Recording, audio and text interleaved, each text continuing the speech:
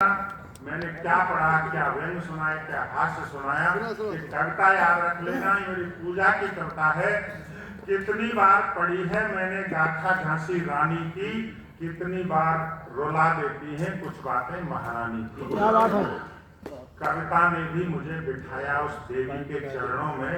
Sir, हमने उन सब जगह पर कब सम्मेलन पढ़े जहाँ वो घोड़ा आ था, वो नाले का किनारा, वो महल, वो कविता उधर तो हर वर्ष होता है वो कार्यक्रम तो प्रतिवर्ष। हाँ जी, लेकिन मैं एक ही बार गया जी, मैं एक भी बार नहीं गया उधर। कोई नहीं, मैं कोशिश करूंगा तुमसे कि कितनी बार पढ़ी है मैंने गाथा झांसी रानी की, कितनी बार रुला देती हैं कुछ बातें महारानी की। कविता ने भी मुझे बिठाया उस देवी के चरणों में और पढ़ा है खूब सुभद्रा के ऊंचे उद्धरणों में।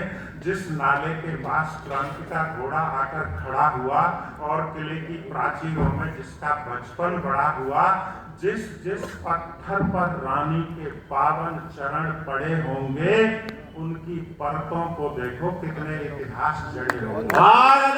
बहुत बढ़िया। जिस जिस पत्थर पर रानी के पावन चरण पड़े होंगे, उनकी परतों को देखो कितने इतिहास जड़े होंगे। मैंने उन सबको पूजा है अपनी आंखों के जल से। वे काले पत्थर भी लगते धवल हिमालय उज्ज्वल से। मैंने उन सबको पूजा है अपनी आंखों के जल से। वे काले पत्थर भी लगते धवल हिमालय उज्ज्वल से। लेकिन कुछ बातें ऐसी हैं अब तक समझ नहीं पाया और प्रकृति का नियम हमारी बिल्कुल समझ नहीं आया। श्री राम को रास्ता देने सागर जब झुक सकता था, श्री राम को रास्ता देने सागर जब झुक सकता था, और पार्थ के लिए सूर्य जब दिन में ही छुप सकता था, उस दिन भी तो नाले तेरे पास भवानी खड़ी हुई। उस दिन भी तो नाले तेरे पास भवानी खड़ी हुई, रास्ता मांग रही थी तेरे दर पर आकर पड़ी हुई। वाह। पल को तूने अपना पानी सोख लिया होता। वाह। पल को तूने अपना पानी सोख लिया होता और कहीं रानी की खातिर दुश्मन रोक लिया होता, तो तू शायद गंगा से भी ज्यादा बड़ा बना होता। क्या भाव है। तो तू शायद गंगा से भी ज्यादा बड़ा होता और गुलामी अधिक दिनों तक अपना देश नहीं ढोता। चलिए साहब, नाला कुछ नहीं कर पाया तो संसार में दो घोड़ों के सामने ये परिस्थितियां आई थी। एक घोड़ा महाराणा प्रताप का, दूसरा घोड़ा महारानी झांसी का। सर, मेरा बाबा है यहाँ बैठा हुआ बच्चा जानता है कि महाराणा प्रताप के घोड़े का नाम क्या था, लेकिन शायद ही कोई बच्चा जानता हो महारानी झांसी के घोड़े का नाम क्या था।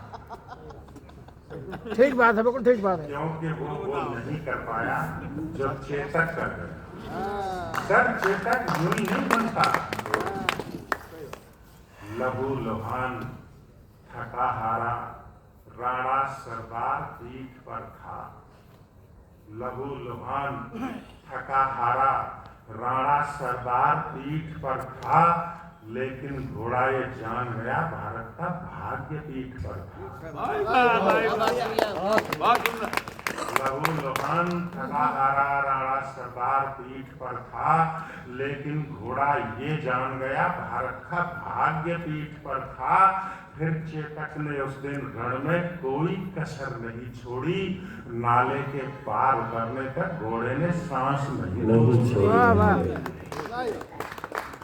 सर, एक कल्पना मैंने यहाँ ये की कि जिस तरह हम मनुष्यों में इष्ट देव होते हैं, अगर जानवरों में इष्ट देव होता होगा तो वो चेतक होता है। उस दिन घोड़े ने थोड़े से डर को त्याग दिया होता। उस दिन घोड़े ने थोड़े से डर को त्याग दिया होता, सैनिक बनकर आजादी के रण में भाग लिया होता। किसी तरह बस एक बार रानी को पार लगा देता तो तू भी चेतक समान दुनिया में नाम कमा लेता। सर, कविता का अंतिम बंद उन अंग्रेजों के लिए लिखा है।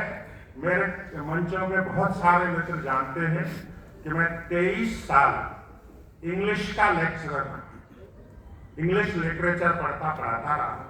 एक फ्रेज अंग्रेजों ने बनाया, चाइल्ड कैरिंग मदर। जब इसका हिंदी अर्थ हमने पढ़ा छोटे थे, बच्चा ले जाती हुई माँ। इसको एक्सप्लेन भी उन्होंने ही किया कि चाइल्ड कैरिंग मदर दुनिया की सारी सुविधाओं की हकदार है। आप किसी मरीज को सुविधाएं मत दो, किसी विकलांग को सुविधाएं मत दो, लेकिन बच्चा ले जाती हुई माँ दुनिया की सारी सुविधाओं की हकदार है, ऐसा अंग्रेजों ने लिखा। फिर लक्ष्मीबाई से बड़ी चाइल्ड कैरिंग मदर दुनिया में कोई बहुत अच्छा। इस अवसर पर एक शिकायत गोरों से भी है मेरी। शिष्टाचारों की दुनिया में तुम लगवाते हो फेरी।